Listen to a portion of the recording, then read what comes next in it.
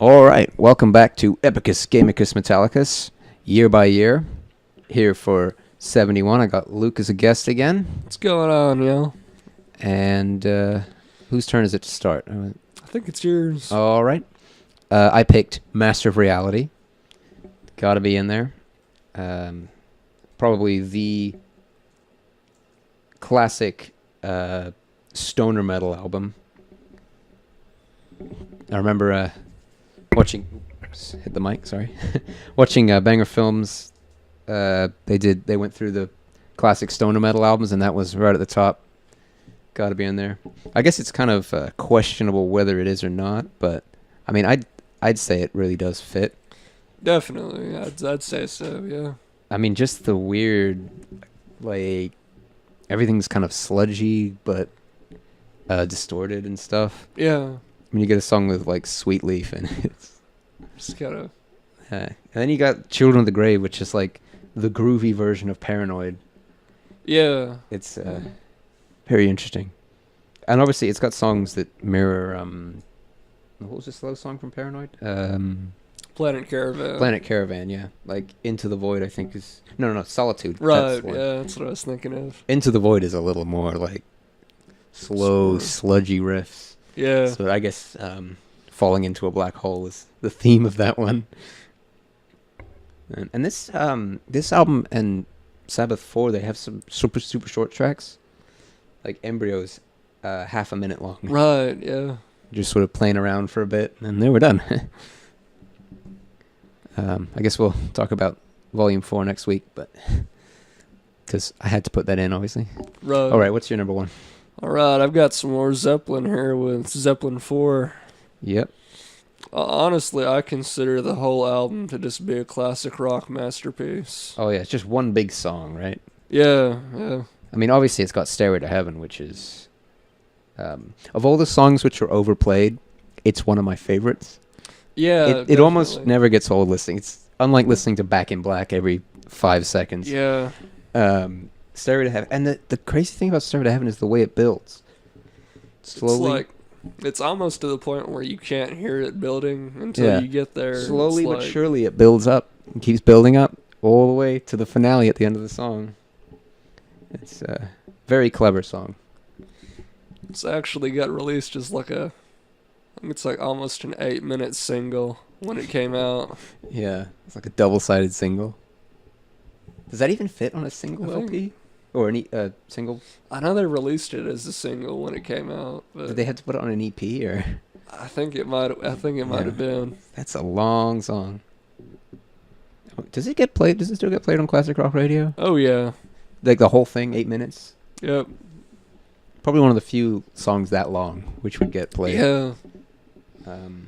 Also, this album's got Rock and Roll, Oh yeah. which is one of their epics, and When the Levee Breaks, obviously, Yeah. Yeah.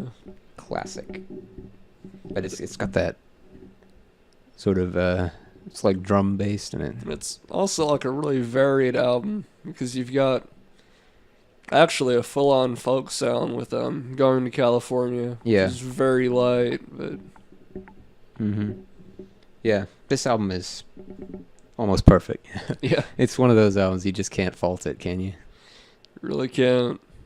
So I guess my number 2, which is Fireball by Deep Purple, which is the transitional album between In Rock and Machine Head.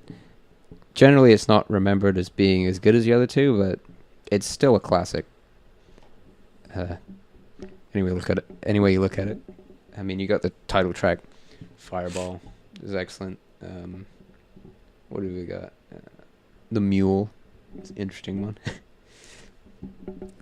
And it's got the song Anyone's Daughter, which is kind of interesting. It's about a guy who keeps trying to date women, and then the father always does something to him at the end. It's really funny.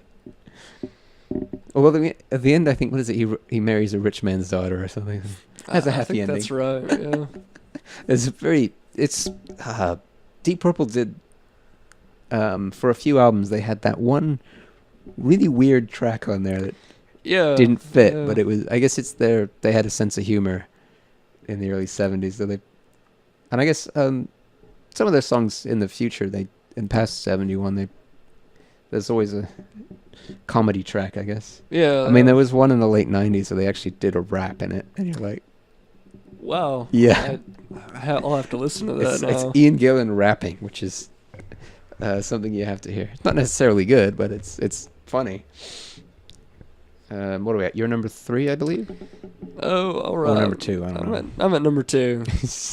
That's right. Yep. I've got Who's Next by The Who. Oh. It's Yeah. album of hits. Mm-hmm. You got Bob O'Reilly, Won't Get Fooled Again, Behind Blue Eyes. Oh, yes. Yeah, this album was on my list at the beginning, but I don't know what. I guess when we I think, had to sync up, we had some to. of mine had to be lost. But yeah, I mean, yeah, Bob O'Reilly. This is another Every Song's a Classic album right there. And it's got, which is the, Bob O'Reilly's the one with the weird synth thing at the beginning. Right? Yeah. Yeah. That's classic. Does this album have? It's got 2 of the theme songs to, what's that TV show that uses Who songs? CSI. Is it CSI? I wouldn't know, Oh, okay. Well, there's I think it's CSI, and the 3 of them all have a Who song as the but soundtrack or as the theme song. I don't remember which songs it was. did not know that. That's kind of Yeah. cool. I wonder if they'll make a 4th one. I have to find a 4th Who song to use. Yeah. See which one they pick. But yeah, this album's got what? Won't Get Fooled Again, Yeah. It's which I think that's the first Who song I got into because it's in Rock Band. And then you get into the whole album and then just really feel it. Yeah, I remember when I did listen to this for the show. I was driving back from Austin. Excellent driving album. it really. I hadn't thought about that. 'Cause but you it can is. just sit it on the freeway, cruise control, and just doing air drums and shit on the steering wheel. Oh yeah. Very much enjoyed that. So I guess my number 3 now, I think it is. which is "Funny How Sweet Cocoa Can Be" by The Sweet. And I remember you said to me earlier, you're like, I was really surprised that was on your list. It's a real departure. Yeah, but I'm a big fan of The Sweet. It's early stuff. They're probably one of the premier bubblegum rock bands. Yeah. And yeah. I guess that's kind of what pop sounded like in the early 70s. That's true. Back when pop actually had to be rock because there was nothing else to use. Yeah. And this album's got a lot of the Sweet's classics on it. I mean, Coco. Can't remember how it goes. Chop Chop, which is a good one, which is about a wood lumberjack. Yeah. And yeah, these are definitely very happy, bubbly Yeah. sing-along songs. It's also got Funny Funny, which I guess is the closest thing to the title track on this album. Yeah. It's definitely an interesting album. If you Really and is. I feel like that period kind of got left out of classic rock, like the sort of T-Rex, Sweet stuff isn't really listened to that much these days. Yeah. Yeah. I can see that. Maybe it's just sounds too dated or something. But like Zeppelin, most rock fans listen to Zeppelin still. Yeah. And it's kind of hard to separate Zeppelin from classic rock, isn't it? Yeah. It really is. But bands like the Sweet and T-Rex kind of get left on the... Or at least for the most part. Yeah. I mean, there's still people like us who Yeah. actually delve that's- into the weird that's- stuff It's a good of point. each period. But yeah, great album. So you're number 3? I've got At Fillmore East by the Allman Brothers. This is a live album, right? It is. It's actually their live breakthrough. Previous studio albums just didn't do very good, but this really secured their place in Southern rock. Yeah, definitely. Yeah, this is a band that I've never really got into.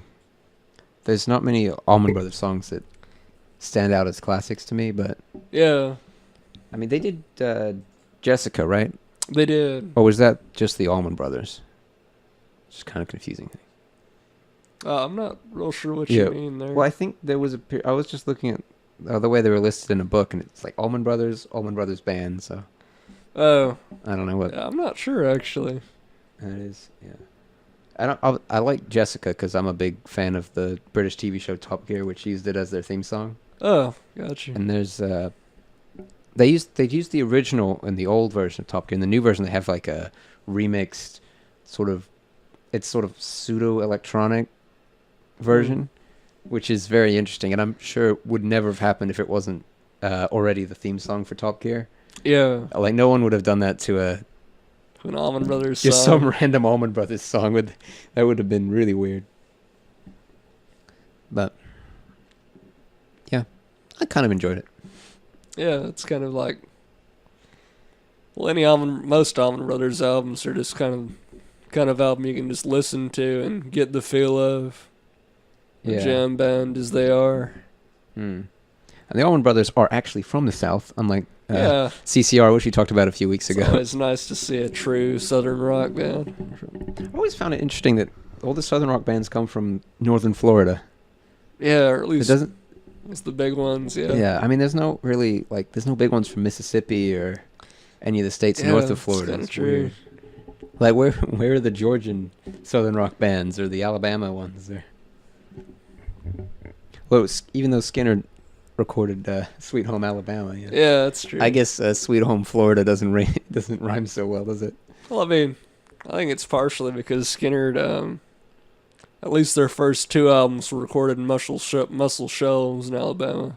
Hmm. It's kind of an homage to them. Yeah, but I mean, I was looking at artists from because I'm doing a road trip to Miami next year, so I was kind of looking at bands from the states we're going through, and I couldn't find anyone from Alabama. Yeah, There's people from Mississippi, people from Louisiana, Florida, but none from Alabama. It's strange. yeah, it is. Was that the last album? I think. I think it is. Yeah. All right. Well, I think obviously I'm gonna have to leave out "Funny How Sweet Cocoa Can Be." Yeah. Just doesn't fit with the other two. I think I'm gonna leave out at Fillmore East. Hmm. Well, ooh. Don't know. It's kind of depends on what you're going for with it. Yeah. I guess I'm gonna let the Allman Brothers in because it's closer to metal. Yeah, it's Even though good this, point. I can't believe we're saying a southern rock band is closer to metal than something else. But we must have really fallen off the edge here. But yeah, I guess I never really intended this to be about metal anyway.